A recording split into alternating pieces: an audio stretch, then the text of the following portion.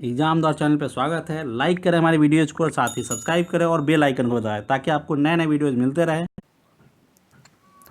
Hello friends, मैं इंद्रजीत आपके अपने यूट्यूब चैनल एग्जाम द्वार पे आप सभी का स्वागत करता हूं।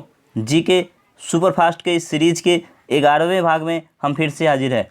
ये बहुत ही महत्वपूर्ण सीरीज चलाया जा रहा है जिसमें जीके का टॉप प्रश्न हम करा रहे हैं। रोज़ रात 8 बजे जीके का टॉप प्रश्न किया जा रहा है जिसमें SSC exam, group D, railway group D, साथ ही रेलवे एनटीपीसी और जितने भी एग्जाम हैं उन सभी में ये सभी पूछे गए प्रश्न हैं जो इस सीरीज में हम कर रहे हैं। तो चलिए शुरू करते हैं आज का अपना 11वें भाग का पहला क्वेश्चन के साथ।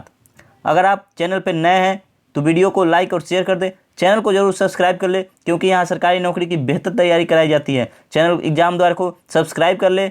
चलिए जीके सुपरफास्ट का भाग 11 आप देख सकते हैं। इससे पहले 10 भाग आ चुके हैं। काफ़ी इंपॉर्टेंट सेशन है, काफ़ी महत्वपूर्ण वीडियो इस सेशन में कराया जा रहा है, तो वो सभी वीडियो आप जरूर देखें। काफ़ी इंपॉर्टेंट प्रश्न इसमें किए जा रहे हैं। एग्जाम द्वारा चैनल को जरूर सब्सक्राइब कीजिए और चलिए अपना पहला क्वेश्चन के साथ आज की शुरुआत करते हैं। हमारा आज का पहला क्वेश्चन है। क्वेश्चन क्या है आइए देखते हैं। CSIR एक स्वायत्तशासी निकाय है जिसका निर्माण किया गया था अनुसंधान तथा विकास के समग्र विकास हेतु निम्नलिखित को छोड़कर। किसको छोड़कर किया गया था? ऑप्शन है कृषि, नाभिकीय अनुसंधान, औद्योगिक तकनीक या इनमें से कोई नहीं। तो किसको छोड़कर किया गया था? तो ये किया गया था ऑप्शन बी, नाभिकीय अनुसंधान को छोड़कर CSIR का विकास किया गया था, यानी ऑप्शन बी इसका सही आंसर है। चलिए चलते हैं अपने अगले प्रश्न पे। अगला प्रश्न है, कर्क रेखा भारत के मध्य भाग से होकर गुजरती है जिसके फलस्वरूप देश के दक्षिणी आधे भाग में उष्णकटिबंधीय जलवायु पाई जाती है, देश के उत्तरी आधे भाग में समशीतोष्ण जलवायु पाई जाती है, या देश के दक्षिणी आधे भाग में समशीतोष्ण जलवायु पाई जाती है, या देश के उत्तरी आधे भाग में उष्ण कटिबंधीय जलवायु पाई जाती है। तो इसका सही आंसर क्या हो जाएगा? कर्क रेखा भारत के मध्य भाग से होकर गुजरती है जिसके फलस्वरूप देश के दक्षिणी आधे भाग में उष्ण कटिबंधीय जलवायु पाई जाती है, यानी ऑप्शन ए इसका सही आंसर हो जाएगा। चलिए आगे चलते हैं अगले प्रश्न पे। अगला प्रश्न है तीसरा नंबर प्रश्न। भूमध्य रेखा के चतुर्दिक अक्षांश से डोलड्रम की ओर बहने वाली हवाएं कहलाती है। काफ़ी VVI क्वेश्चन है, ये अक्सर एग्जाम में पूछा जाता है कि भूमध्य रेखा के चतुर्दिक अक्षांश से डोलड्रम की ओर बहने वाली हवाएं क्या कहलाती है? ऑप्शन है व्यापारिक हवाएं, पछुआ हवाएं, जेट प्रवाह या पूर्वा हवाएं।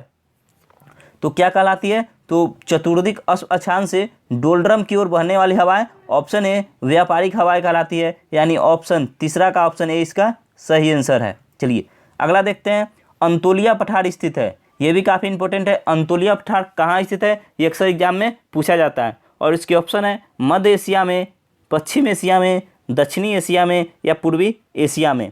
तो अंतोलिया पठार ऑप्शन बी पश्चिमी एशिया में स्थित है। कौन सा? अंतोलिया पठार पश्चिमी एशिया में। चलिए आगे चलते हैं। अगला प्रश्न है। अगला प्रश्न क्या है आइए देखते हैं। अगला प्रश्न है डॉगर बैंक प्रदर्शित करते हैं। किसको प्रदर्शित करते हैं?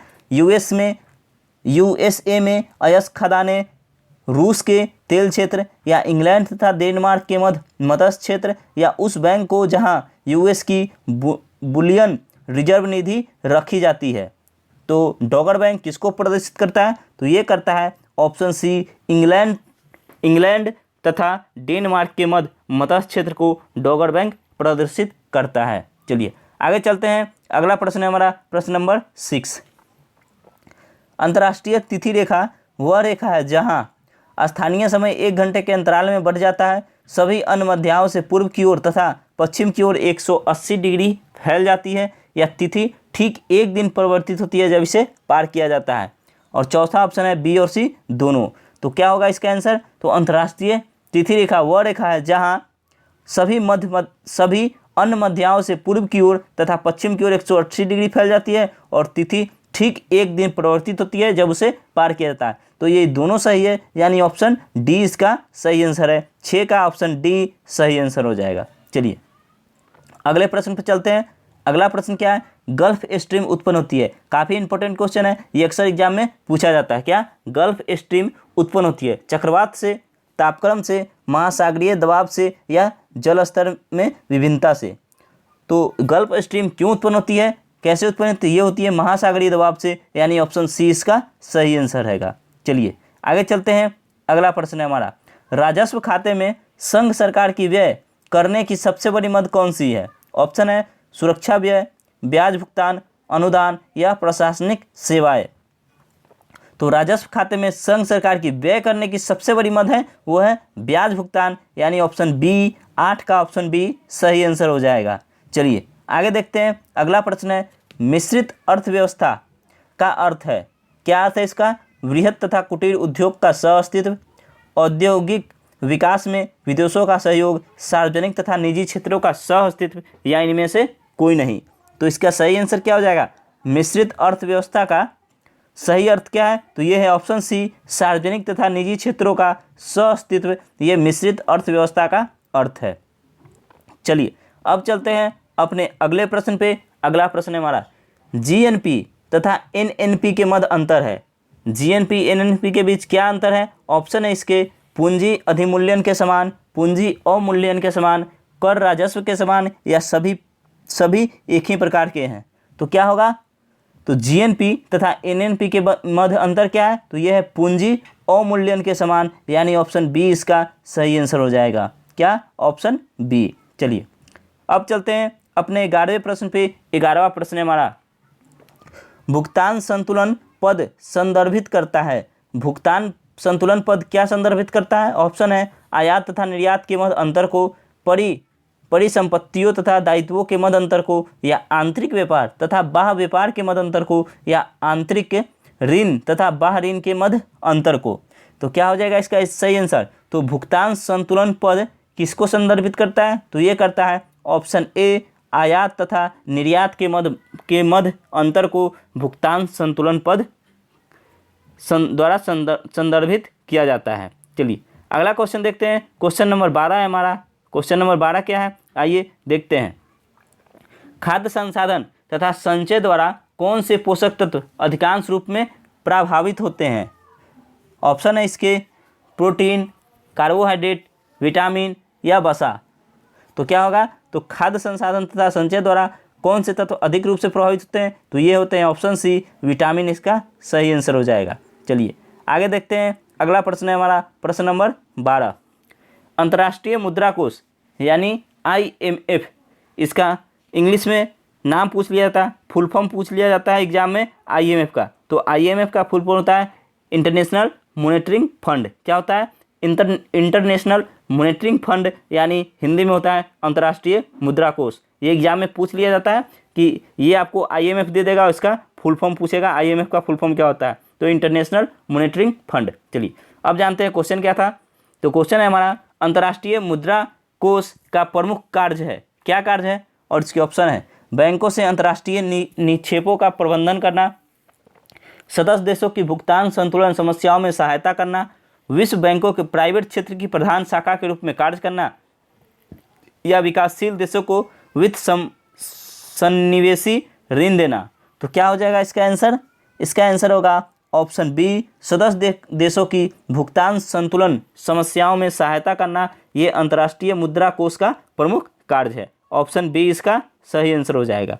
चलिए अब चलते हैं अपने अगले प्रश्न पे। अगला प्रश्न है हमारा, ग्रह अपनी विभिन्न धुरियों पर गतिशील रहते हैं। ऑप्शन है सूर्य के अपनी धुरी पर परिक्रमण द्वारा, या गुरुत्वाकर्षण तथा उपकेंद्रीय बल द्वारा, या बृहत आकार तथा गोलाकार आकृति द्वारा, या अपने परिक्रमण तथा घनत्व द्वारा।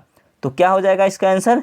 इसका आंसर हो जाएगा ऑप्शन बी, गुरुत्व तथा उपकेंद्रीय बल द्वारा, यानी ऑप्शन बी, ग्रह अपनी धुरियों पर गतिशील रहते हैं। क्यों? क्योंकि गुरुत्वाकर्षण तथा उपकेंद्रीय बल द्वारा, यानी ऑप्शन बी इसका सही आंसर हो जाएगा। चलिए देखते हैं अपना अगला क्वेश्चन। अगला क्वेश्चन है 15 नंबर, उस व्यक्ति का नाम बताइए जिसे अभी हाल ही में 1999 में भारत रत्न से सम्मानित किया गया। कब? 1999 में भारत रत्न से सम्मानित किया गया। किसे? ऑप्शन है अमर्त्य सेन, सचिन तेंदुलकर, पंडित रविशंकर या लता मंगेशकर। तो किसको 1999 में 1999 में भारत रत्न से सम्मानित किया गया है? तो ये किया गया है ऑप्शन ए अमर्त्य सेन को। अमर्त्य सेन को 1999 में भारत रत्न दिया गया था। चलिए चलते हैं अपने अगले प्रश्न पे। उस व्यक्ति का नाम बताइए जिसे मार्च 1999 में ज्ञानपीठ पुरस्कार से सम्मानित किया गया। ऑप्शन है अरुंधति राय, डॉक्टर आशापूर्णा देवी, गिरीश कर्नाड या नीरज सिंह चौधरी। तो किसे दिया गया था ज्ञानपीठ पुरस्कार? कब? 1999 में। तो ऑप्शन सी गिरीश कर्नाड को 1999 में ज्ञानपीठ पुरस्कार दिया गया था। चलते हैं अगले प्रश्न की तरफ। अगला प्रश्न है उस फिल्म का नाम बताइए जिसे अभी हाल ही में मतलब 1999 में ऑस्कर पुरस्कार से पुरस्कृत किया गया। 1999 में ऑस्कर पुरस्कार किस फिल्म को दिया गया था? ऑप्शन है the Titanic, independence day, Jurassic park या द शेक्सपियर इन लव। तो क्या हो जाएगा? इसका सही आंसर हो जाएगा option D the Shakespeare in love. 1999 में इसको ऑस्कर पुरस्कार दिया गया था। चलिए अगला प्रश्न देखते हैं। अगला प्रश्न है किस क्षेत्र के साथ Y2K समस्या संबंधित है? Y2K समस्या किस क्षेत्र से संबंधित है? ऑप्शन है नाभिकीय युद्ध, प्राकृतिक विनाश, कंप्यूटर या उपयुक्त सभी। तो इसका सही आंसर हो जाएगा Y2K। ये काफ़ी इंपॉर्टेंट क्वेश्चन है, ये अक्सर एग्जाम में पूछा जाता है। Y2K समस्या क्या है, Y2K समस्या किससे संबंधित है? तो इसका सही आंसर हो जाएगा ऑप्शन सी कंप्यूटर। Y2K समस्या कंप्यूटर से संबंधित है, सी इसका सही आंसर हो जाएगा।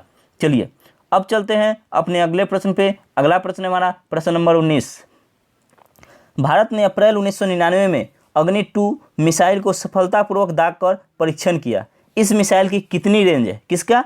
अग्नि 2 का रेंज पूछ रहा है कितना है। इसका परीक्षण 1999 में किया गया। ये भी पूछ सकता है परीक्षण कब किया गया था? 1999 में किया गया था। किसका? अग्नि 2 मिसाइल का। अब इसका रेंज कितना है ये भी पूछा जाता है एग्जाम में, और आप देख सकते हैं ये एग्जाम का ही प्रश्न है तो इसमें भी पूछा ही गया है। तो क्या है इसका रेंज? ऑप्शन है 500 किलोमीटर, 1000 किलोमीटर, 1600 किलोमीटर या 2500 किलोमीटर।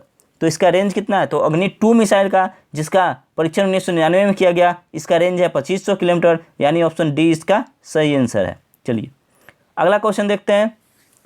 ISO 9000 क्या है? उपग्रह का नाम, मिसाइल का नाम, अच्छे प्रबंध का मानक या नई अन्वेषित आकाशगंगा। तो क्या है?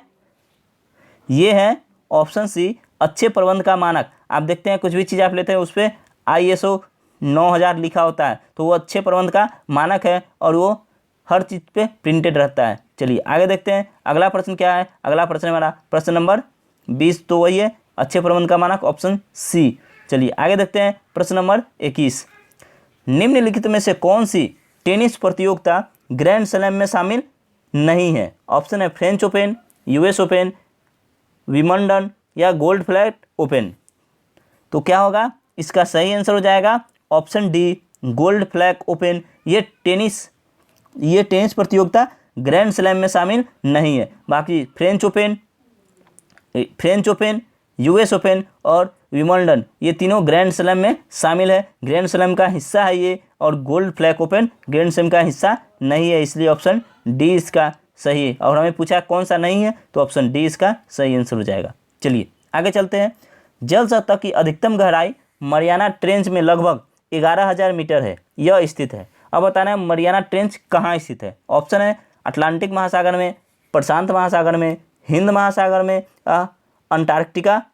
अंटार्कटिका में। तो कहाँ है मरियाना ट्रेंच कहाँ स्थित है? तो ये स्थित है ऑप्शन बी प्रशांत महासागर में। मरियाना ट्रेंच प्रशांत महासागर में स्थित है, जिसकी गहराई लगभग 1100 मीटर है। चलिए आगे चलते हैं अपने अगले प्रश्न पे। अगला प्रश्न है हमारा प्रश्न नंबर 23।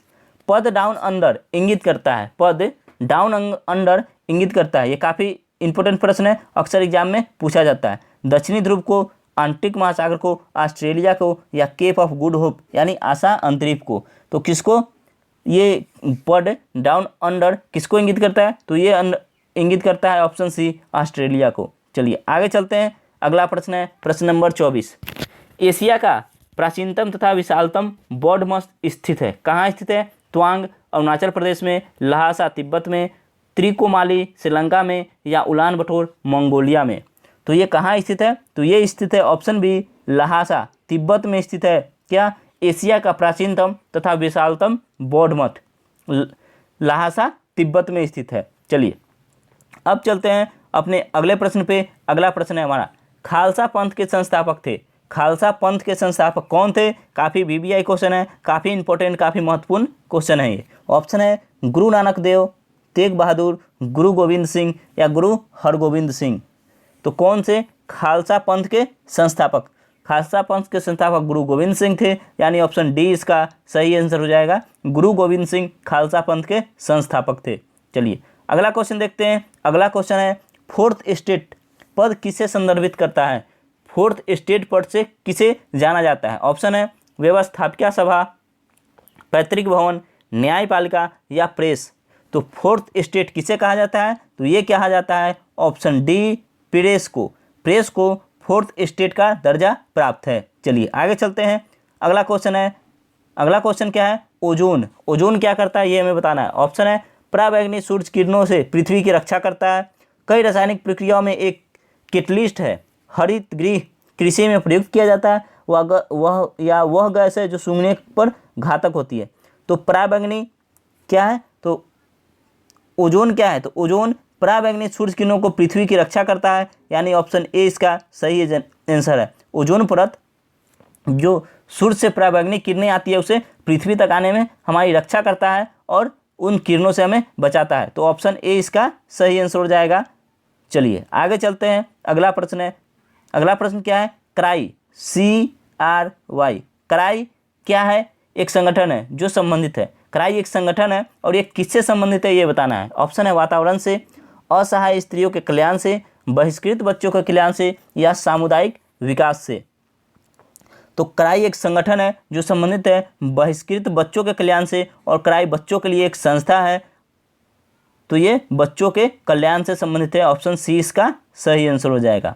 चलिए आगे देखते हैं। UN यानी संयुक्त राष्ट्र के महासचिव श्री कोफी अन्नान किस राष्ट्र से संबंधित थे? संयुक्त राष्ट्र के महासचिव थे कोफी अन्नान, वो किस राष्ट्र से संबंधित है? ऑप्शन है घाना, नाइजीरिया, मिस्र या कीनिया। तो कहाँ से संबंधित है कोफी अन्नान? तो ये संबंधित है ऑप्शन ए घाना। संयुक्त राष्ट्र के महासचिव कोफी अन्नान घाना के निवासी है, तो ये घाना से संबंधित है। ऑप्शन ए इसका सही आंसर हो जाएगा। संयुक्त राष्ट्र संघ की स्थापना कब हुई थी? तो हुई थी 24 अक्टूबर 1945 को। 24 अक्टूबर 1945 को संयुक्त राष्ट्र संघ की स्थापना की गई थी। चलिए आगे चलते हैं। अगला प्रश्न है, नमक का आयोडीनीकरण लोक स्वास्थ्य का मापदंड है जो रोकता है। नमक का आयोडीनीकरण लोक स्वास्थ्य का मापदंड किसे रोकता है? किस रोग को रोकता है? ऑप्शन है डायबिटीज को, टीबी को, घेंगा रोग को या रक्ततल्पा को। तो किसको रोकता है नमक का आयोडीनीकरण? तो ये रोकता है ऑप्शन सी घेंगा रोग को। नमक का आयोडीनीकरण घेंगा रोग को रोकता है। चलिए आगे चलते हैं।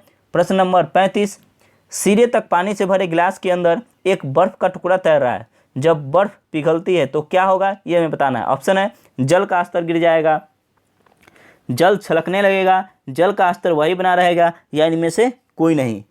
तो जब पानी से भरे गिलास में एक बर्फ का टुकड़ा तैर रहा होता है जो पिघलता है तो क्या होगा? तो ऑप्शन सी जल का स्तर वही बना रहेगा, कोई चेंजिंग नहीं होगी। ऑप्शन सी इसका सही आंसर है।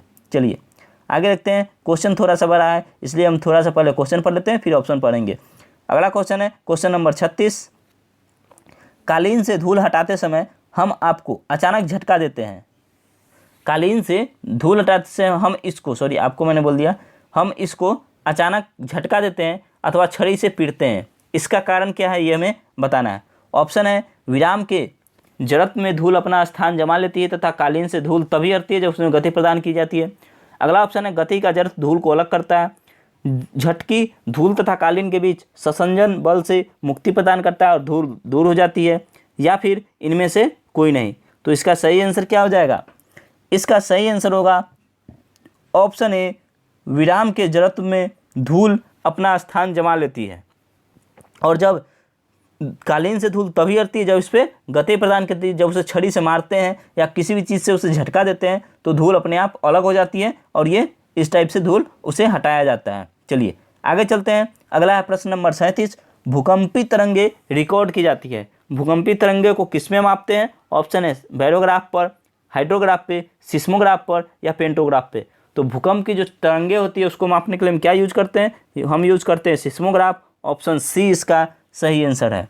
चलिए अब चलते हैं हम अपने अगले प्रश्न पे। अगला प्रश्न है, प्रदूषित जल पीने के पश्चात आप भली भांति निम्नलिखित लक्षणों का विकास करेंगे। प्रदूषित जल पीने के बाद आप कौन से लक्षण आप में आ जाएंगे। ऑप्शन है यानी कौन सी बीमारी आप में होगी, मलेरिया, टाइफाइड, पीत ज्वर या सिस्मोमियासिस। तो कौन सी बीमारी आपको हो जाएगी अगर आप प्रदूषित जल पीते हैं, तो ये हो जाएगा आपको option B typhoid. Option B इसका सही आंसर है। चलिए अब चलते हैं अगले प्रश्न पे। अगला प्रश्न है, एक पीढ़ी से दूसरी पीढ़ी में आनुवंशिक सूचना का स्थानांतरण पूरा किया जाता है किसके द्वारा, आरएनए द्वारा, कोडोन द्वारा, स्थानांतरण द्वारा या डीएनए द्वारा। तो एक पीढ़ी से दूसरे पीढ़ी में आनुवंशिक सूचना का स्थानांतरण कैसे होता है, तो ये होता है ऑप्शन डी डीएनए द्वारा, यानी ऑप्शन डी इसका सही आंसर हो जाएगा। चलिए चलते हैं अगले प्रश्न पे। अगला प्रश्न है हमारा, जेरूसलम में डोम ऑफ द रॉक नामक समाधि पवित्र मानी जाती है। कौन सी समाधि, डोम ऑफ द रॉक, और ये कहाँ है, तो ये जेरूसलम है, जेरूसलम में है। ऑप्शन है पवित्र मानी जाती है किसके द्वारा, मुसलमानों द्वारा, ईसाइयों द्वारा, यहूदियों द्वारा या जोरोस्ट्रियनों द्वारा। तो जेरूसलम में जो डोम ऑफ द रॉक नामक समाधि है वो किसके द्वारा पवित्र मानी जाती है, तो वो मानी जाती है ऑप्शन ए मुसलमानों द्वारा। चलिए आगे चलते हैं अपने अगले प्रश्न पे। इस सीरीज के इस सेशन में हम 50 प्रश्न कर रहे हैं। टोटल 50 प्रश्न है, काफ़ी महत्वपूर्ण प्रश्न है। वीडियो को अंत तक देखिए, काफ़ी इंपॉर्टेंट क्वेश्चन है ये। चलिए आगे देखते हैं। सभी जैविक वातावरणीय प्रक्रियाएं विभिन्न जलवायु तथा मौसमी दशाओं में किस परत पर उत्पन्न होती है। ऑप्शन है ट्रोपोस्फीयर, आइनोस्फीयर, एक्सोस्फीयर या स्ट्रेटोस्फीयर। तो किस पे उत्पन्न होती है, ये होती है ऑप्शन ए ट्रोपोस्फीयर, यानी ऑप्शन ए इसका सही आंसर हो जाएगा।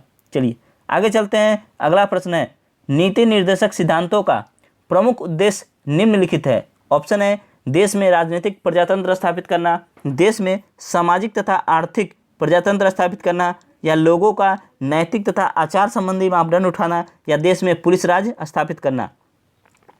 तो नीति निर्देशक सिद्धांतों का प्रमुख उद्देश्य क्या है, तो ये है ऑप्शन बी देश में सामाजिक तथा आर्थिक प्रजातंत्र स्थापित करना। बी इसका सही आंसर हो जाएगा। चलते हैं अब अपने अगले प्रश्न पे। अगला प्रश्न है हमारा प्रश्न नंबर 43। भारतीय संविधान का अनुच्छेद 370 संबंधित है राष्ट्रपति की आपातकालीन शक्तियों से, अल्पसंख्यकों के विशिष्ट प्रावधानों से, जम्मू तथा कश्मीर की विशिष्ट स्थिति से, या संविधान संशोधन प्रक्रिया से। तो इसका सही आंसर हो जाएगा ऑप्शन सी जम्मू कश्मीर को विशेष दर्जा दिया गया था। चूँकि अब ये दर्जा हटा लिया गया है तो अब 370 को हटा दिया गया है। ये बहुत पहले का प्रश्न है इसलिए ये क्वेश्चन आ गया है, ये सेट पहले का है इसलिए इस सेट में ये क्वेश्चन दिया गया है। चूँकि अब जम्मू कश्मीर से 370 वापस ले लिया गया है, विशेष राज्य का दर्जा वापस ले लिया गया है, ठीक है। तो अब ये प्रश्न यहाँ नहीं है, अब ये बस ये प्रश्न है, ये पहले का प्रश्न है इसलिए आंसर इसका सी होगा। अब इसे वापस ले लिया गया है जम्मू कश्मीर से। चलिए आगे देखते हैं। अगला प्रश्न है प्रश्न नंबर 44। संसद में प्रस्तुत बिल एक अधिनियम बन जाता है कब, जब दोनों सदनों द्वारा पास हो जाने के बाद, या राष्ट्रपति की सहमति मिल जाने के बाद, या प्रधानमंत्री के हस्ताक्षर हो जाने के बाद, या संघ संसद के समकक्ष आ जाने के बावत उच्चतम न्यायालय की घोषणा के बाद। तो जब कोई भी संसद में प्रस्तुत बिल एक अधिनियम कब बन जाता है, जब उस पर राष्ट्रपति अपनी सहमति दे देते हैं या राष्ट्रपति के हस्ताक्षर होने के बाद वो एक अधिनियम बन जाता है। तो इसका सही आंसर क्या हो जाएगा, मैंने इतना बता दिया तो इससे आपको पता चल गया। सही आंसर ऑप्शन बी होगा कि राष्ट्रपति की सहमति मिल जाने के बाद कोई भी बिल और वो अधिनियम हो जाता है, यानी जैसे ही राष्ट्रपति उस पर सिग्नेचर कर देते हैं वो अधिनियम का रूप ले लेता है। चलिए आगे चलते हैं। I want the culture of all lands to be blown about my house as freely as possible. यह किसने कहा है। ऑप्शन है महात्मा गांधी, जवाहरलाल नेहरू, रविंद्रनाथ टैगोर या श्री अरविंद। तो ये किसने कहा है, I want the culture of all lands to be blown about my house as freely as possible. तो ये कहा है ऑप्शन ए महात्मा गांधी, यानी महात्मा गांधी ने ये लाइनें कही है। चलिए आगे चलते हैं अपने अगले प्रश्न पे। अगला प्रश्न है हमारा, अगला प्रश्न है ऑपरेशन ब्लैक बोर्ड निम्नलिखित को भौतिक सुविधा प्रदान करने के लिए चालू किया गया। ऑप्शन है प्रौढ़ शिक्षा, स्त्री शिक्षा, प्रारंभिक शिक्षा या तकनीकी शिक्षा। तो ऑपरेशन ब्लैक बोर्ड क्यों शुरू किया गया था? ये शुरू किया गया था ऑप्शन सी, प्रारंभिक शिक्षा लागू करने के लिए ऑपरेशन ब्लैक बोर्ड चलाया गया था। चलिए आगे चलते हैं। अगला प्रश्न है हमारा प्रश्न नंबर 47। जब कभी दीर्घकाल में भुगतान संतुलन की समस्या गंभीर हो जाती है तो भारत पर दबाव डाला जाता है। किसके लिए? आयात बंद करने के लिए, निर्यात में तात्विक वृद्धि के प्रभाव के लिए, या विदेशी पर्यटकों को आकर्षित करने के लिए, या प्रभुत मात्रा में ऋणों तथा जमा हेतु विदेश जाने के लिए। तो किसके लिए भारत पर दबाव डाला जाता है? तो जब कभी दीर्घकाल में भुगतान संतुलन की समस्या गंभीर हो जाती है तो भारत पर दबाव किस लिए डाला जाता है? प्रभुत मात्रा में ऋणों तथा जमाओं हेतु विदेश जाने के लिए, यानी ऑप्शन डी इसका सही आंसर हो जाएगा। और ये काफ़ी इंपॉर्टेंट क्वेश्चन है, ये अक्सर एग्जाम में पूछा जाता है, कोई भी एग्जाम हो इसमें पूछा जाता है, तो ये ऑप्शन डी इसका सही आंसर हो जाएगा और काफ़ी महत्वपूर्ण प्रश्न है ये। चलिए आगे देखते हैं। अगला प्रश्न है प्रश्न नंबर 48। अंतर्राष्ट्रीय व्यापार का उद्देश्य है। अंतर्राष्ट्रीय व्यापार का क्या उद्देश्य है? और इसके ऑप्शन है अंतर्राष्ट्रीय समझ देना, राष्ट्रीय आय बढ़ाना, भुगतान में असंतुलन सही करना, या निर्यात को प्रोत्साहन देना। तो अंतर्राष्ट्रीय व्यापार का उद्देश्य क्या है? तो अंतर्राष्ट्रीय व्यापार का सीधा सीधा उद्देश्य है राष्ट्रीय आय बढ़ाना, यानी ऑप्शन बी इसका सही आंसर हो जाएगा। चलिए चलते हैं अपने अगले प्रश्न की तरफ। अगला प्रश्न थोड़ा सा बड़ा है, इसलिए पहले हम थोड़ा सा क्वेश्चन देख लेते हैं, फिर उसके ऑप्शन देखेंगे। प्रश्न है कथन। कथन क्या है? भारत एक समृद्धशाली देश है जिसमें गरीब लोग निवास करते हैं। क्या तात्पर्य है? कहने का अर्थ है कि भारत एक समृद्धशाली देश है जिसमें गरीब लोग निवास करते हैं। इसका क्या अर्थ है? सरकार के पास अधिक सोना है लेकिन लोग गरीब है। यहाँ आय की असमानताएं बड़े पैमाने पर है। लोग आलसी है तथा कठिन परिश्रम नहीं करते। या देश में मूल्यवान विस्तृत संसाधन है लेकिन उसका उचित प्रकार से दोहन नहीं हुआ है। तो इसका सही आंसर क्या हो जाएगा? इसका सही आंसर हो जाएगा ऑप्शन डी, देश में मूल्यवान विस्तृत संसाधन है लेकिन उसका उचित प्रकार से दोहन नहीं हुआ है। चलिए आगे चलते हैं। अगला प्रश्न है प्रश्न नंबर हमारा 50 और ये आज के इस वीडियो का अंतिम प्रश्न होगा, इस सेशन का अंतिम प्रश्न है। भारत की जनसंख्या में निरंतर वृद्धि होने से निम्नलिखित के विकास में गंभीर अड़चनें आई है। ऑप्शन है आर्थिक, सामाजिक आर्थिक, राजनीतिक या जनांकीय। तो कौन सी अड़चन आई है? ये आई है ऑप्शन बी सामाजिक आर्थिक। भारत की जनसंख्या में लगातार वृद्धि हो रही है, इसके कारण विकास में गंभीर अड़चन ये है कि सामाजिक और आर्थिक दोनों में गंभीर अड़चन आ रही है। चलिए इसी अंतिम प्रश्न के साथ ये सेशन समाप्त होता है। अगर आप हमारे चैनल पर नए हैं तो चैनल को सब्सक्राइब कर ले। सब्सक्राइब के बगल में बेल आइकन है, उसे भी दबा ले, जिससे हर वीडियो का नोटिफिकेशन आपको सबसे पहले मिले, हर वीडियो का नोटिफिकेशन आपको मिलता रहे। साथ ही आप वीडियो को लाइक और शेयर कर दे। हम आपसे फिर मिलेंगे नेक्स्ट वीडियो में। आप हमारे चैनल एग्जाम द्वार पे मैथ, जीके और रीजनिंग के वीडियो देख सकते हैं। सभी का लिंक इस वीडियो के नीचे डिस्क्रिप्शन में दिया गया है, वहाँ से आप हमारे सभी वीडियो देख सकते हैं। साथ ही आप हमसे व्हाट्सएप ग्रुप के माध्यम से जुड़ सकते हैं। व्हाट्सएप ग्रुप का लिंक भी नीचे वीडियो के डिस्क्रिप्शन में दे दिया गया है, वहाँ से आप हमारे व्हाट्सएप ग्रुप को ज्वाइन कर सकते हैं। आप हमारे टेलीग्राम, इंस्टाग्राम, फेसबुक सभी सोशल मीडिया प्लेटफॉर्म को ज्वाइन कर सकते हैं। सभी का लिंक दिया गया है। साथ ही आप इन सभी के लिए @exam द्वारा सर्च करें, आपको हमारा पेज मिल जाएगा। चलिए हम आपसे फिर मिलेंगे नेक्स्ट वीडियो में। तब तक के लिए जय हिंद, जय भारत।